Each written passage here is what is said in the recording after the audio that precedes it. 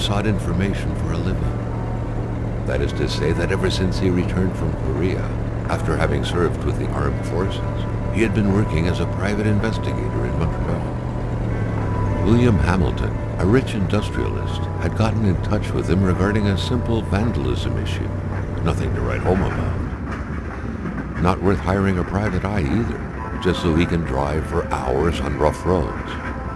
But that's how it had always been. The client pays, Carl gets it done.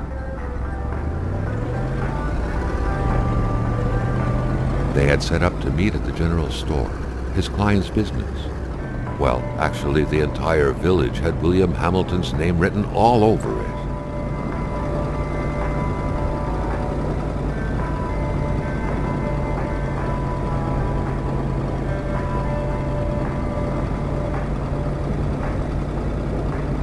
When the roads were bad, muddy, or snowed in, it was customary around these parts to close them off. But it was also customary to ignore those signs entirely and drive there anyway.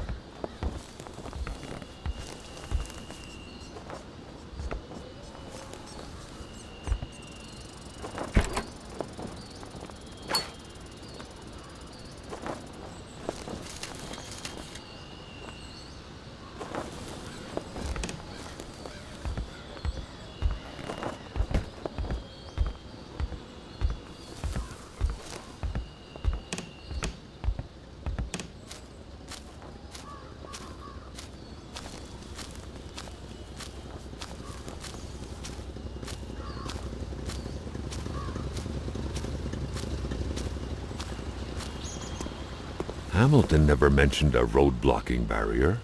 Why was it needed here in the back of Beyond? That would, however, be a mystery for another day. Carl had waited long enough for someone to come and raise it. Still not a soul in sight. There was no point in waiting any longer. Carl had to figure this one out by himself. Hamilton is waiting for Carl in the general store. It was time for him to get down to business.